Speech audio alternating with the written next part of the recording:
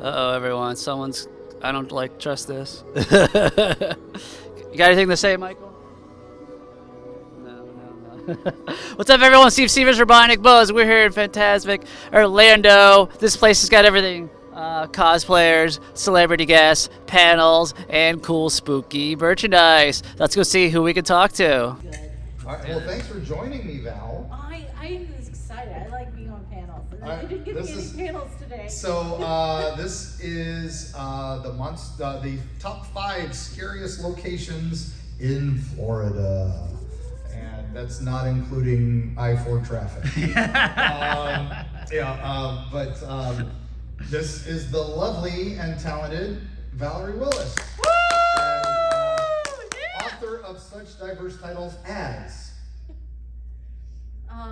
There are children in the audience. The Cedric the Demonic Knight, The Princess Priest, and more famously, Sleeping with Sasquatch, or Cuddling with Chupacabra. So, yes, I write a little bit of everything, mythology, cryptids, and things like that. And I am Mark Muncy. I am the author of the Erie, Florida book series from History Press. So I've written Erie, Florida, Freaky Florida, and Creepy Florida. My new book is Erie, Appalachia. While researching my next Florida book, I stumbled on a few ties to Mothman and some other stuff a little further north. So we went on a round trip and did that. So that's my new book, and we have that here. It just came out, as well as my old books. My lovely and talented wife is at the booth. She's the illustrator. She brings all these monsters and legends to life. But while we do this, I like to dig into the history, the scary stuff behind the legends. So I sometimes find out some of that is scarier than the ghost stories and the monsters and all that. Absolutely. So we're gonna set our bar for the top 5 scariest places. So where's your scariest place in Florida you've been? If I'm looking like close to home, some famous ones around here is the Devil's Chair in Casadega. Another one is the Gnomes at Bok Tower. Another one around here would be what is it? I just had it in the top of my tongue. Oh, the Yellow Fever Bridge. Yeah. Oh, Yellow Fever Bridge. Yeah. It's most haunted highway sometimes on those lists. Is the I-4 over St. John's there because there was graves that were never moved. Yeah, the I-4 dead zone. They were on a time crunch. They couldn't spare time to move the graves, so they just built the freeway across it. And I think like super close to home, Winter Garden, there was always like talks of like a woman in white in the woods or something of the sorts, or some dark entity.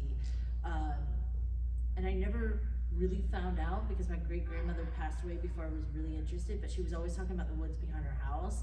And it was just always this foreboding sensation, and I'm like, the sun's going down, I gotta get out of here. Oh, nice. You said it's in Winter Garden? Where in Winter Garden? I live in Winter Garden. Oh, I grew up in Winter Garden. I was 8th generation on the same road on Windermere Road there. Oh. So when you pass, what is it?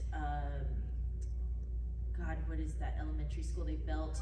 And then you come across, just before you start entering into Windermere, there's that little neighborhood, and I don't know if they ever built the church and stuff there yet. But yeah, it's a little wooded area behind there. It's unbuildable. It's a bunch of swampland. I've, as a kid, barefooted, climbed out there far enough and realized it was just like a big dead decay spot back there. And my great-grandmother, who's been there forever, my great-great-aunt, who's a Cherokee, full-blooded Cherokee, would talk about, that's where, Indians lived here before us. And it was Mosquito County. This is Rattlesnake Ridge, all sorts of cool stories. So, and now it's all built up, so like no one would know anything. Come on in, monsters and myths and legends and ghosts. We're talking about the top 5 scariest places in Florida. All right, so with that said, I'm going to set the bar here. So we will do a local story. There is right here in downtown Orlando is infamous Greenwood Cemetery. Okay, now Greenwood Cemetery is probably one of the largest cemeteries in Central Florida, and this cemetery is most famous. It's probably its most famous ghost. The great Al Going Back who is a Bram Stoker winning author. He was the caretaker of this cemetery for 10 years. So he wrote spooky books, and then he decides to become a cemetery caretaker. How cool is that? But there is a crypt, mausoleum, that you cannot miss when you go in there. It is up on a hill, and it is super fancy. Cemeteries in Orlando that has Mausoleums. Now, that is probably the most famous ghost, hangs out there because there was this guy who decided this was going to be his final resting place. So he was building this place to rest. So he built this beautiful mausoleum, and as he was building it, because he hadn't died yet, he would go and show people. He would come up and he'd go, look, this is where I'm going to be buried. This is this amazing place. Isn't it beautiful? He was so proud of his stuff. And then he dies, and he still hangs out there. And he goes, look at this amazing place. I built this. This is where I'm buried. This is where I live now. So he's kind of fun, but people see him all the time. But if you drive past there and you drive around, you'll get to the area towards the back of Greenwood Cemetery, which is sadly called Babyland. Babyland comes from the old Sunland Hospital. Sunland Hospital was the Sunland Hospital for the criminally insane, which of course, later became Sunland Hospital when that was a bad term to use anymore. But it was a mental asylum. It was a home for wayward people that had nowhere else to go for That many place years. was very haunted. Yeah, it was Until incredibly torn haunted, down. and it was torn down. Now, one of the buildings is still used by the place for records, and it is right next to Greenwood Cemetery. But if you go to Greenwood Cemetery, there are 3 Babylands, and they are where all the children from the hospital are buried, along with other babies. Yes. Are buried there too. So it's you're driving through this beautiful cemetery, and then there's these little children graves everywhere. And now the ghosts there are well documented and well crazy. So that is an unusual place, and you will see some unusual stuff there. A lot of the ghost tours love to take people there, although you're not allowed in the graveyard after dark. It is closed without proper permission. So that's where I would say starts Yes. in the area. So that would be your must visit while you're here. So we'll set the bar there. There's also a lot of unmarked graves from people from the hospital. So, anyway, A lot of That's- John Does that's really and interesting. Joes. that's where we're setting the bar, okay? My favorite thing in Winterhaven was the big horse that died there. The great horse Goliath. And so they literally had to drag him to the cemetery.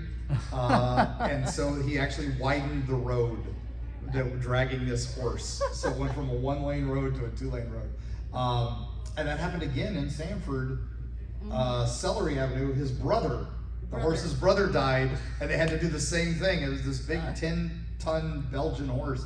And so his ghost of that horse is seen on Celery Avenue in Sanford, running up and And down it's there. over by the Sanford Airport, backs Yeah. up against it. So, Yeah, so it's a pretty traffic heavy. If you want to see a haunted horse, haunted horses are big in Florida. Ocala has a haunted horse that was there right before the Great Fire that burned the And then city there's down. the new kudzu one that's showing The up. kudzu on kelpie up in the Panhandle. It Yeah. looks like it's made of kudzu. This horse that's attacked a semi and a couple other cars, and it looks like a horse made out of kudzu. So I think the way it's described to me, it doesn't have legs, so it's Yes, very it's like really- floaty thing. So I'm thinking like bed knobs and broomsticks, for those of you who remember that old movie. So, all right, so we set the bar. That's number 5, right here. So you don't have to go far. Don't have to go far. I would say downtown, you can also go to Ceviche, which is where the old Church Street station was. There was an old haunted attraction there called Terror on Church Street, and they had a ghost in there, the Yellow Man, Yeah. or the Banana Man. and he was seen wandering the halls in this old haunted attraction. Wasn't there like a few ghosts by the time they closed it down? Because it's weird stuff started happening to the point that people were being touched or hurt. Yeah. And it wasn't the people working there. Like the people working there were also getting harmed. But it was like all of a sudden it became like a paranormal hotspot. And it was drawing in. Ceviche is there, and they have the big mirror behind the bar, and that's an 800-year-old mirror they brought from Europe. And people say in that mirror, you look in that mirror, you'll see people from all different time periods, sometimes reflected while you're sitting there having dinner. So, very cool place. All right, so let's move to number 4 on our list. Number 4 on our list. All right, let's talk about. We have a lot of devil's things in Florida. Yeah. You mentioned one earlier. Yeah, Devil's Chair. Up in Casadega. How many people have been to Casadega? I never even heard of Devil's 30 Chair. minutes from here, and it is probably one of the coolest places ever. The biggest spiritual community in the world is Casadega. It started as a spiritualist camp in the 1800s and became a township. It's very interesting because the architecture of the houses there, you're going to notice that each one they all have attics, and the attic has a door-sized window because they used to be doors because everyone hosted seances. They would open the door in the attic to allow the spirits in. There's also something about a carving or a capture, a wooden angel. Yeah. The Casadega Hotel's been there forever. They have all sorts of cool tours year-round there. And their cemetery is most famous for the Devil's Chair. And they say when you sit in the chair, you hear like whispers or a demonic tone and things like that. Or if you go there at midnight, you will be visited by a dark entity. And the truth is, if you go there at midnight, you will be visited by a dark presence. It's called the police because it is illegal to trespass there after dark. And the sheriff actually lives right across from the graveyard. Yes. So the chair's in the graveyard? Or? The chair's in the graveyard. It's a mourning chair. It's from the Thatcher family. They have a couple of them there. So one's the fake devil's chair, one's the real devil's chair. The one with the tree growing near it is the real devil's chair. And again, it's just a mourning chair. So the legend of the Devil's Chair comes from the fact that Stetson College is right next to it, so it was a place to go sit at night and be spooky. So we debunked that, but Casadega is an amazing place. It is well worth your trip. If you want to see a psychic or a palmistress at any time of day, 24 hours, they are open there. And it has more palmistrists and psychics per capita than even Salem, Massachusetts. Yep, there's a psychic training center across the street from the hotel. Yep. So it's a place where people learn the practice at. You have to be a licensed psychic or palmistrist to live there. Wow. So, there's also a great ferry walk that you can go to, which is one of their parks, and it's a beautiful place. It's amazing. And it's great for if you're into gemstones and gemstone jewelry. Oh yeah, lots of crystals and stuff. Between the two little, there's three or four stores. There's a lot. There's a few now. Yeah, 4. There's 4 or 5 stores that. And then C.J. Green's Haunted Museum is there. He just opened, and it's lots of haunted artifacts and stuff like that, and definitely worth a day trip. October, a lot they of have fun. festivals and things. They have a haunted house there now, so really? which is new. The first year they're doing that this year. Excited. I'm excited to go. Yeah, it's Halloween week. I'm like, all right, I guess we're going. So. Last time I was there, they had a fairy festival, and that was a good time too. I like their motto is where Mayberry meets the Twilight Zone. So that's great. My favorite shirt there is I went to Casadega and something possessed me to buy this shirt. So it's got bloody hands on it. So great. So yeah, Casadega and the Devil's Chair, but we've also got Devil's Millhopper, which is in Gainesville, which is a sinkhole on top of another sinkhole that they used to believe was the entrance to the hell. Yeah, so there were all these bones down at the bottom. They didn't know what they were. They were dinosaur bones, but the early settlers didn't know that. So they assumed these were demonic entities. And of course, the natives had a legend that a giant alligator, like a kaiju alligator, had created it and wiped out several tribes. So there's lots of legends about these places.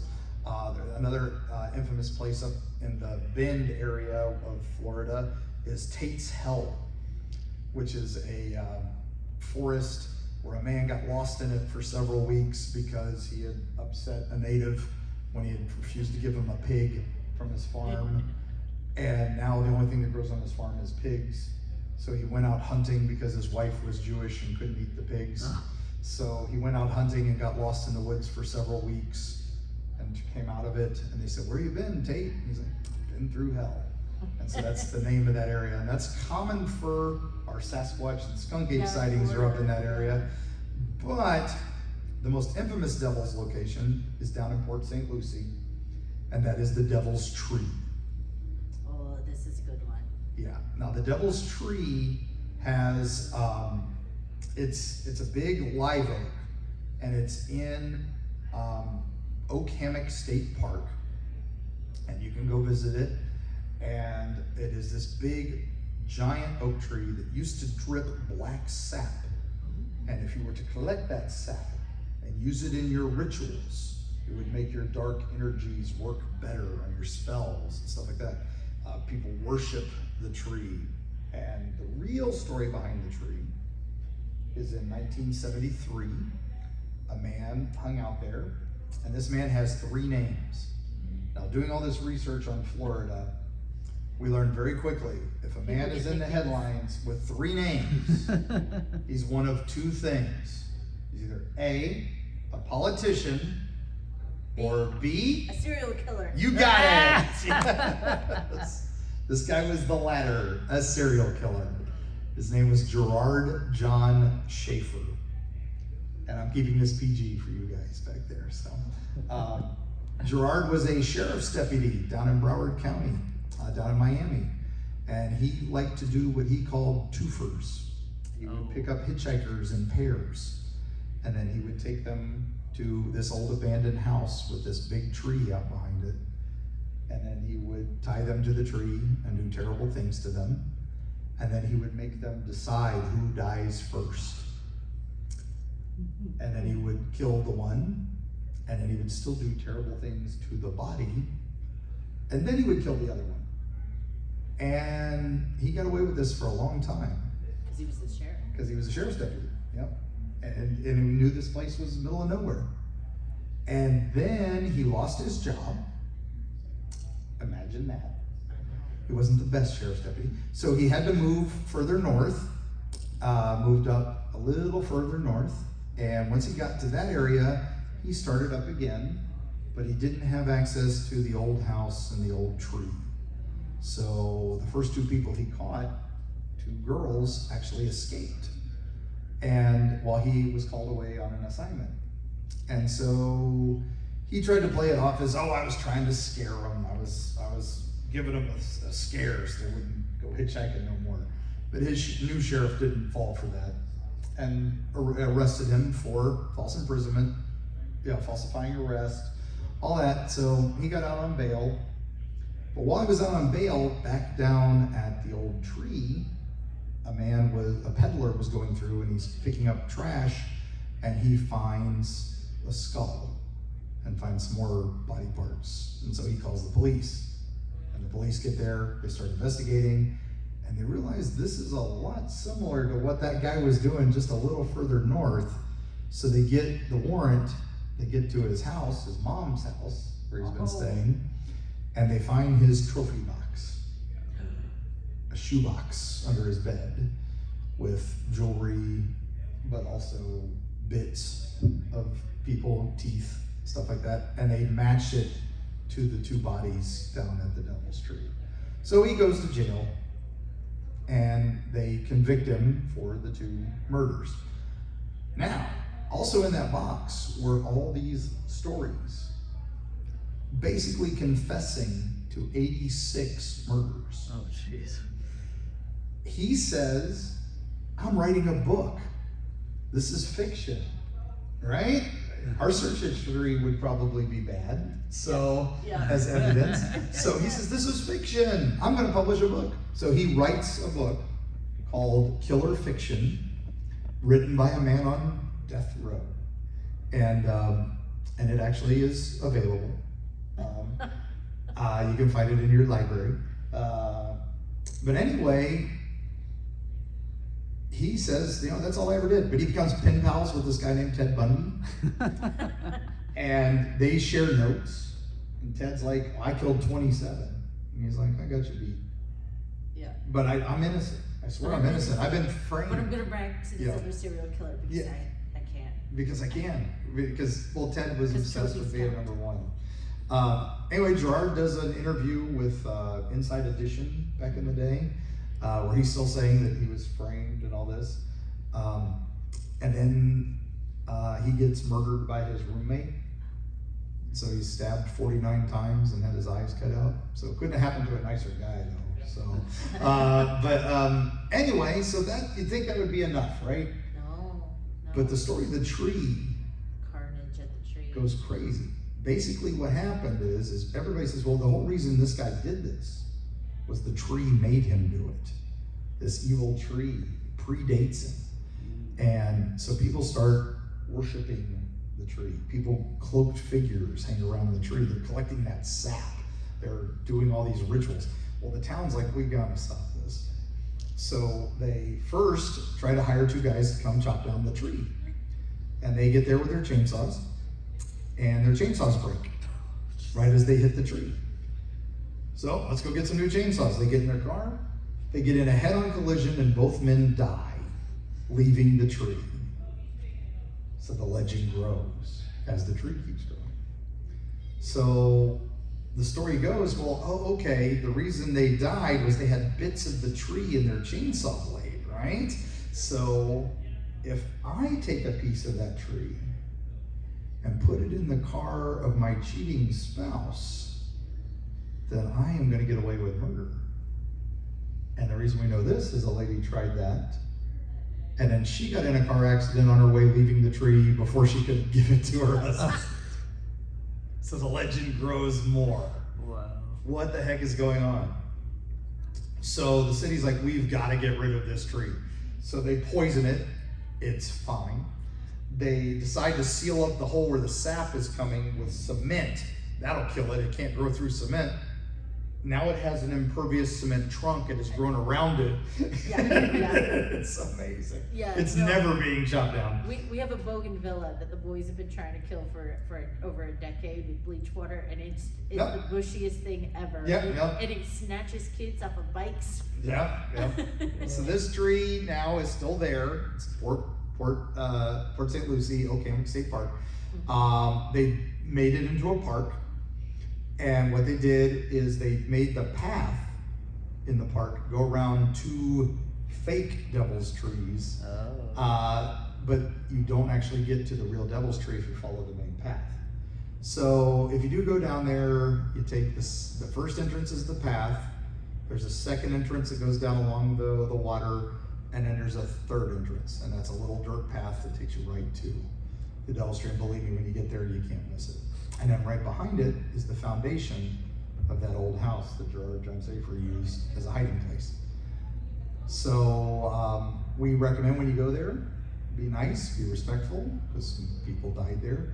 But also, don't light it on fire. Every time we've gone, there's been candle wax on the roots where people have done rituals and stuff. So please don't burn it down. There's this cute little box turtle that lives right around the corner. He's been there for over 20 years. We see him every time we go. I love turtles. Bring him lettuce. He'll love you forever. So, yeah,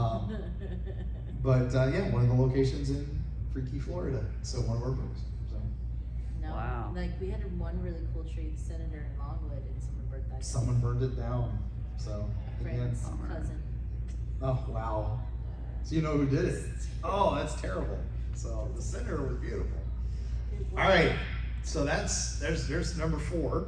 So now we're on to number 3. I know. It's only going to go up. Yeah, we're getting. That's the bar. We've already done that's serial the bar. killers. We got an insane asylum. I know. Yeah. All right. So number 3, scariest location in Florida. We're gonna go haunted this time. All right, because we gotta go haunted, right? So. Which one? There's so many great haunted places, right? I know. So what's your favorite haunted place in Florida? See if it's on the list.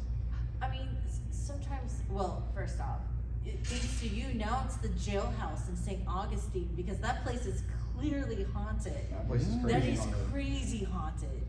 Like, I thought I was just going to get a cutesy tour. I didn't know I was paranormal investigating for 3 hours from midnight to 3 a.m. My husband's like, what are we doing on our anniversary? We're on to fucking ghosts. Oh, sorry. We're on to ghosts. Like, and he's not a believer, but he walked down to there a believer. That place is off the He's chain. like, So yeah. whoa. And you saw his expression when you saw him at MegaCon. He's like, holy cow. Yeah. And now he's thinking about getting a spirit box for our house. So Oh, nice. Get an Ovilus or something? so grandma can complain to my mother-in-law about how she's not upkeeping the house. Nice. Yeah, the old jail in St. Augustine is crazy. I thought only 8 people died there, though. Yeah, huh? I thought 8 inmates died. 8 inmates died recorded. That's the problem. There's a lot we don't have records of. They were piling them in, and malaria and yellow fever. There was no ventilation, no hygiene, nothing. They were dying before their sentence was up of natural causes. Yeah, and they would just while they're on the chain gang. yeah, a lot of them died on the chain gang outside. Yeah, and those didn't count as deaths in the jail. So the one night I spent there was way back, and it was with the sheriff.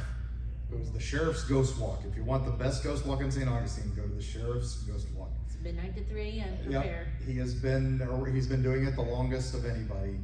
Although I think he stopped the midnight tour. I think he's doing like an 8 to 11. Yeah, he's doing 8 to 11. He's getting up there. So, but the investigators come out from midnight to 3, and they're good. But Doug Stenroos is the sheriff, and he does a pretty fun tour. But he took me there one night because he's also a member of the Historical Society, so he has keys to all the places. So we went there, and we're staying upstairs up in what was solitary confinement. That wasn't solitary confinement. It was general pop. They always, in the tour, they call it solitary confinement. It wasn't. We were up there, and we were the only 2 people in the building, and we hear the clang of something. And I'm like, what was that? I'm like, maybe one of the doors blew short, shut or something. And so we start walking around trying to figure out what happened. And as we walk by, we see one of those giant padlocks goes, bam! Those things weigh like 12, 15 pounds. They're solid metal. There's no wind, no nothing. That place is terrible. And so I was like, yeah, we found our thing. We're done. So we found our ghost. But I would say one of the most haunted places in Florida is down in Ybor City. We mentioned that earlier in Tampa. The Cuban Club. Cubano Circulano.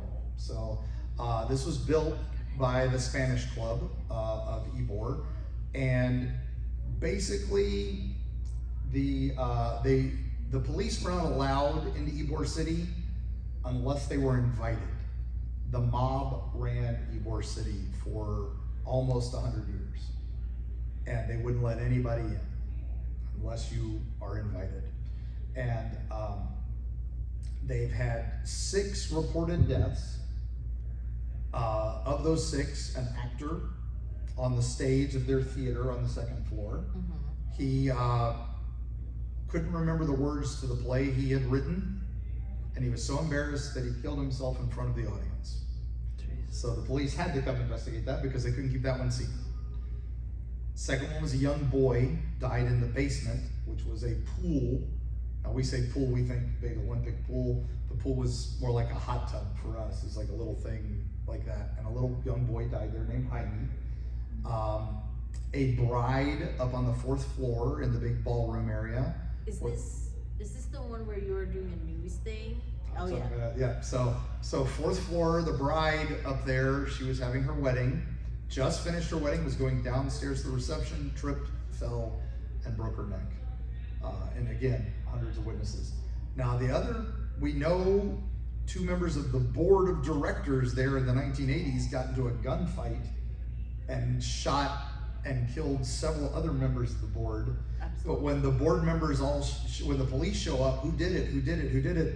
They all said, I did it. They kind of played an I am Spartacus. Yeah. So that way no one's ever been arrested for the crime. Yeah. So anyway, that's just the ones we know. We know there are others. The crime there is insane.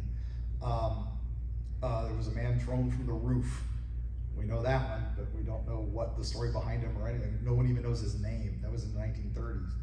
But anyway, I was there for a midnight for Halloween a number of years ago with the Channel 8 news crew, because it was the most haunted building in Tampa. Let's get the creepy guy to come talk about ghosts.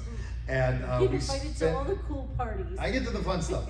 So we're spending the night there, and we're waiting, and we're doing all these talks about the actor. We're on the stage, and all this, and it's four of us. There's me, the lady who's the newscaster, the cameraman, and then the historian who's letting us in, and all that. And we're the only four people in the building.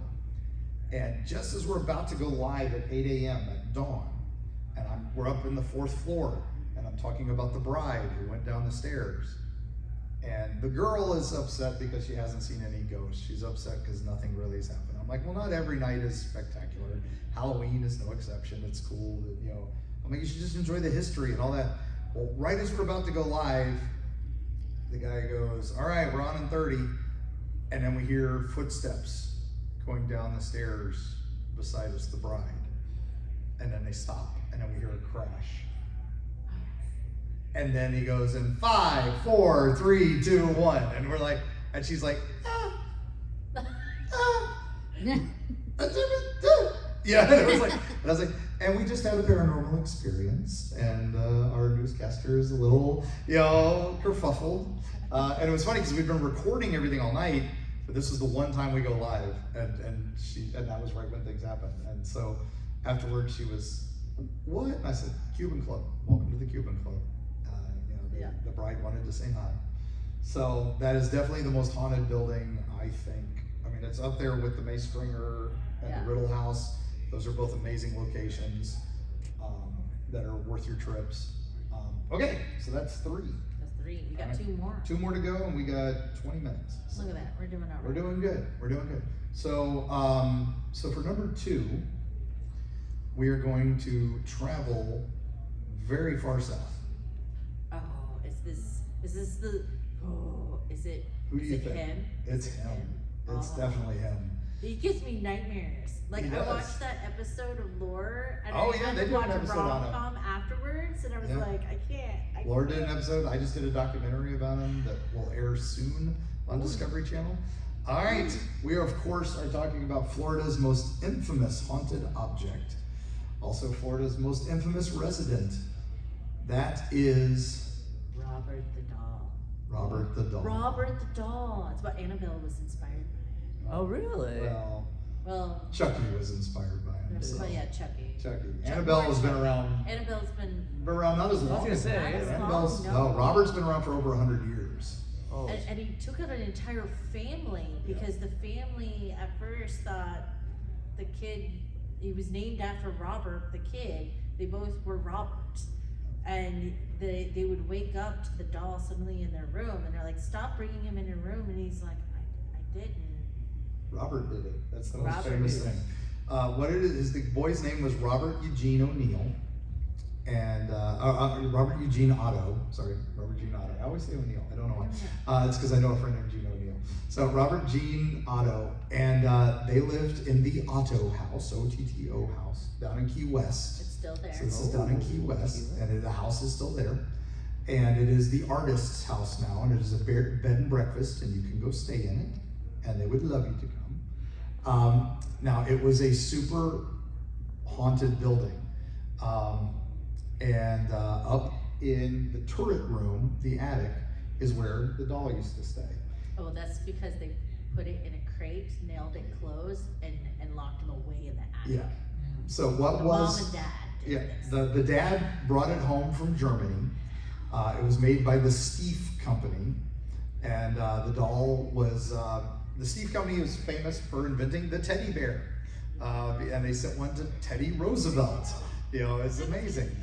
So anyway, Robert is, the boy is very pleased because he's got this doll now that is the same size as him, and they can share the same clothes. He's got a new best friend, and he's so excited to have this doll.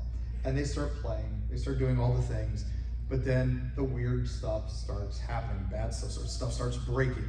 The servants are refusing to do anything with this place. They hate it. Now, Key West is a small town.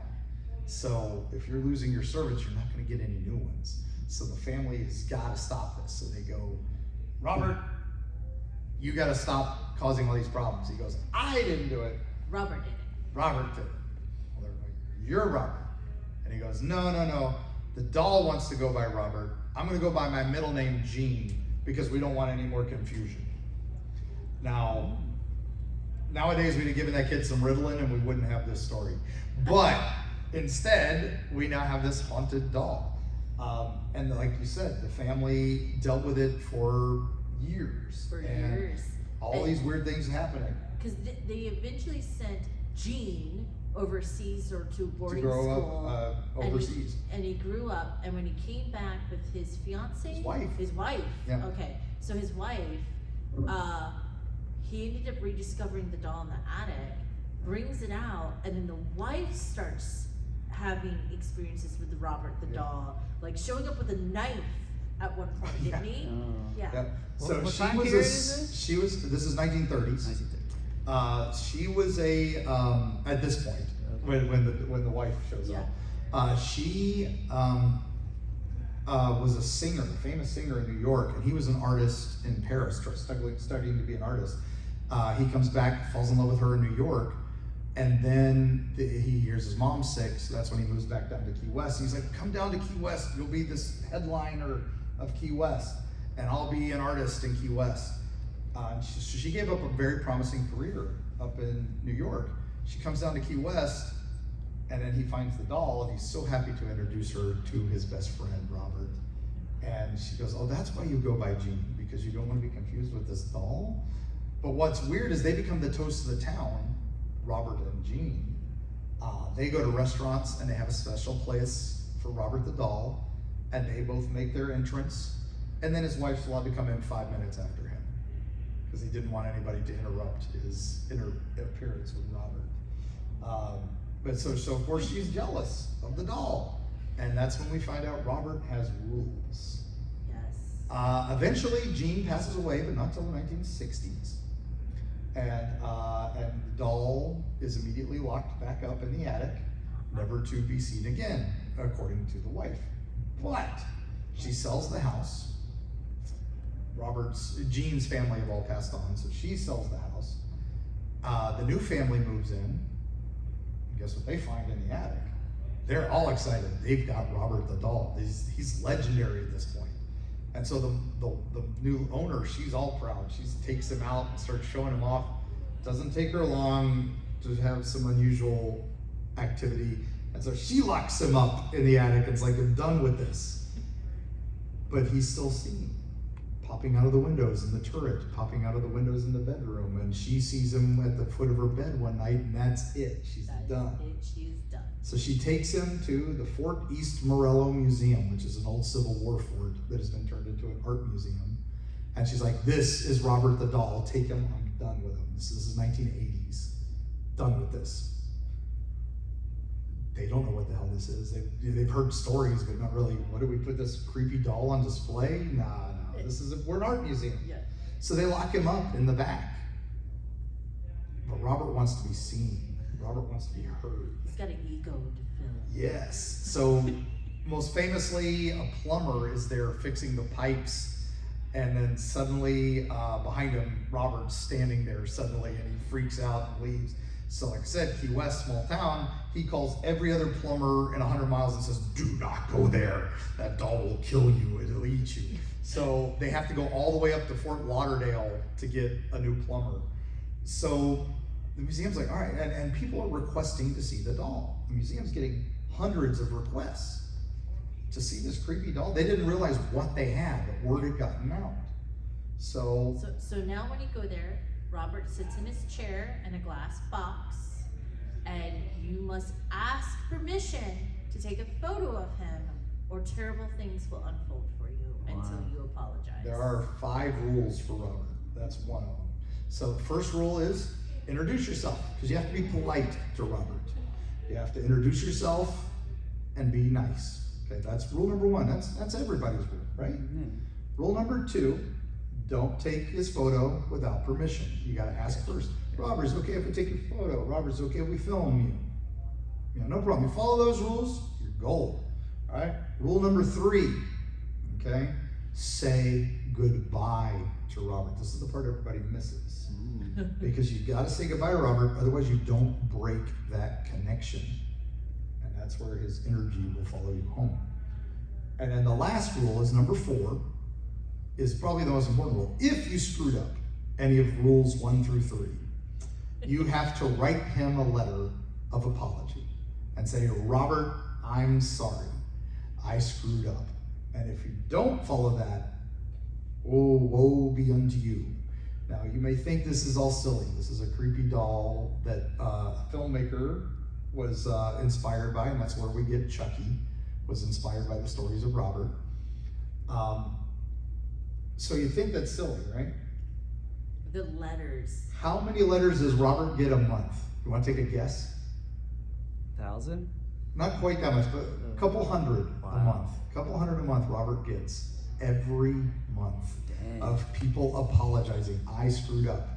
3 former presidents have written Robert, okay? I'll let you guess which 3. But 2 were just wishing him happy birthday for his 100th birthday and his 110th birthday.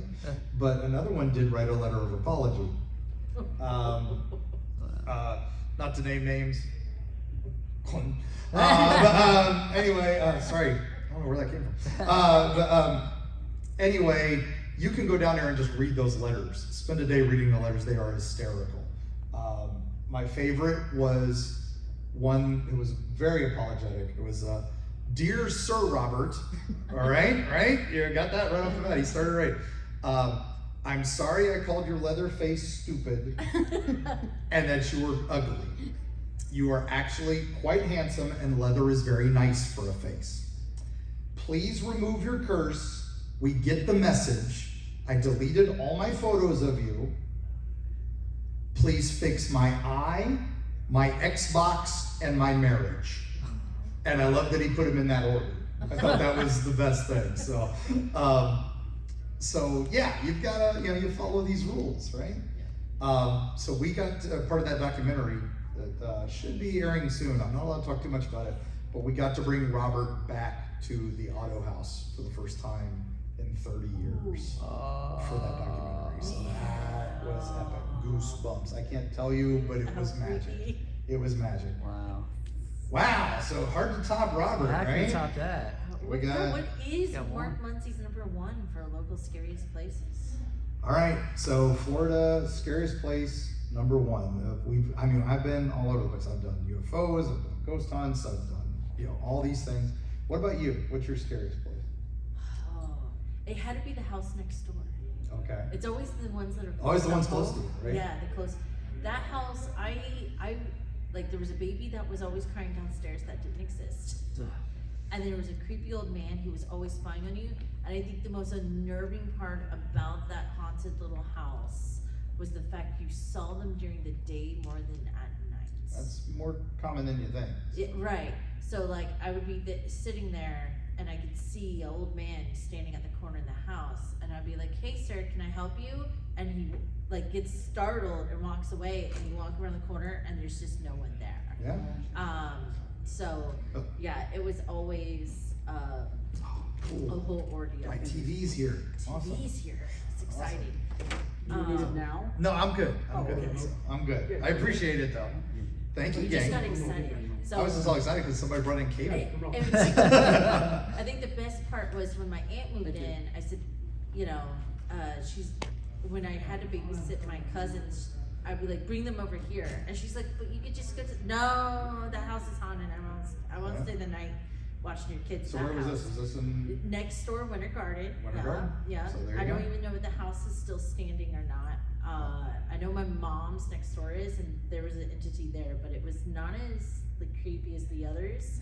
But they moved out because they woke up in the middle of the night to the old man standing at the end of their bed, and he chased them all the way out to the back door. The back door was open, Nice. and he just faded as it opened. He's like, "That's it, we're done, we're out of here." Nice. Well, I will say for me, the scariest place, I can say one word, and those that know it immediately are like, oh, okay. And that word is Dozier.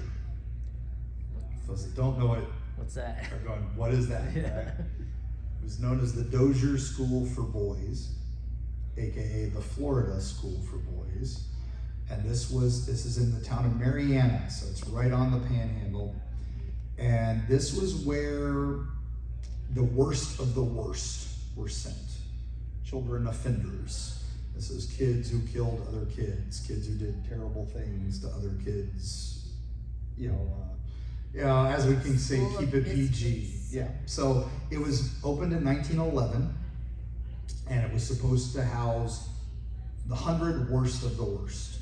This is where you would send them. Get them out of the juvenile detention system is too tough for them. Let's get them here. They're too tough for that. So. Now we're going to teach them and all this. So there was facilities for 100 kids. Within 10 years, they had over 500 kids and had not expanded any of their facilities. By the 1920s, they had over 1,000 kids and had barely expanded their facilities. By the 1940s, they had over 5,000 kids and had only facilities for 1,000. The allegations of abuse, all that from kids to kids were immediate because kids who killed other kids are being locked in with rooms with kids who kill other kids. Guess what's happening? And they have no room. I mean, it's literally bed to bed to bed to bed to bed to bed. Of course bad things are happening. And it gets worse. So by the 1940s, you don't have to be the worst of the worst to get here. Kids are being locked up there for truancy. Kids are being locked up there for smoking cigarettes. Kids are being locked up there for incorrigibleness. What is that? And you're being sent to a place That's with because kids. you spoke up to the teacher. How dare you? Yeah, kids who You spoke up to your parents, even. you skip school. Guess what? You're sent to Dozier. Yeah. So It just became a dumping place for mostly these kids had no families. These were a lot of orphan kids and stuff like that. But which was part of the problem. part of the problem. Yeah, this was just the school, the system's way of getting rid of The it. problem of how they ended up there, and the problem with what ended up happening to Now, them. what happens is the allegations of abuse start spreading to the staff. The staff is doing terrible things to these kids. There's a big fire at one point amongst these kids, and several students die, and 2 staff members die. You think that'd be the end of the school? Nope, Nope. they painted over it and kept it going. A governor goes to investigate the allegations, and he's like, this place needs to be shut down. The allegations this is terrible. All these cases of abuse, this is done. Get rid of this place. It stays open. It closes in 2011. What? 2011, for budget reasons, is when they close the Dozier School for Boys. Now, they have this building there called the White House. This was built in the 1960s. And the White House is this little small block white house that had giant industrial fans on it. Nothing else at the Dozier School had air conditioning until the 1980s. Why did this big building, this small building, like no bigger than this table, basically, it's like a 10 by 10, have industrial fans on it? Well, this was solitary confinement. This is where they were taking the kids who were too much trouble to deal with. Why the fans? Well, there's an organization now of kids who survived this terrible place called the White House Boys is their organization, and they have a website called thewhitehouseboys.org where you can go and listen to their stories, and they're still seeking legal compensation from all this. But this place that's where they took you to punish you, is probably the best way to say it. Most famously, one of the guards had a whip called Black Beauty that was a 10-foot whip in this 10 by 10 room. And he would hit the wall, the ceiling, and then would come down on your back. So you'd hear tap, tap, crack as you were whipped. And the only way you'd know how many times you were whipped is if the kid in the room next to you kept count for you and would tell you the next morning. And these letters about all these cases of abuse are coming up. So when it was finally shut down in 2011, Professor Kimberly at USF and myself and a few others were able to finally investigate this place and learn how terrible this really was. And most infamously, there is a Boot Hill where there's a graveyard. And there are 34 markers. 34 markers. The problem is there's only 31 recorded deaths at the Dozier School. Who are the other 3, right? So we get out there with our ground penetrating radar as we're about to excavate the place and figure out who these other 3 graves are. We found 55 bodies. 24 recorded deaths. 55 bodies. What happened? So we started looking into it more and more, and the records keeping there is terrible. It was 110 years of state-sponsored child abuse. And of course we went there because there's ghost stories. You hear the ghost stories, you hear all that. Who cares? This is terrible. Let us not let this happen again. It just got torn down too, right? They're tearing down bits of it. Bits of it. Part of it they're reclaiming, and it's going to be a student center for autistic grown-ups to help them reintegrate into society, help them get them jobs. So part of it's being restored properly, but it only recently the state bought it. They bulldozed another area. Now we heard rumors that there was a second Boot Hill. Yeah. At the Boot Hill that we saw was for the white kids, and the African American kids had a different Boot Hill that was hidden. But we were never allowed to investigate for it. We only had permit to scan the one area. The state wants it gone. They just want it done. They want it done. They want it gone. They want to sweep it under the rug. The sheriff's department up there built a brand new facility on part of the grounds that where we think the Boot Hill was. So, great. Yeah, that's all there now. The one building that has been secured as a historical landmarker is the White House, and it has a marker. Who watches the Watchmen? And so we went for ghosts, but the real history is so much darker and so terrible. So I hate to leave you on that, but that is the spookiest place in Florida. You can go to the Dozier School, and it's right off the Mariana exit off I-10, right around the site from the kudzu kelpie, our ghostly horse that looks like kudzu. So is Boot Hill still there? The Boot Hill is still there. Okay. It is just off the beaten path. They have not closed that off, but they still are not allowing further investigation. Okay.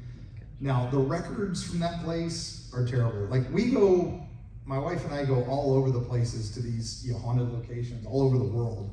And we're like looking for the grave of such and such. And you go to any church, you go to any grounds, they'll be like, okay, they're in row 4, grave 6. We can find them. Medieval churches, we can find this stuff. Dozier, the records are basically non-existent.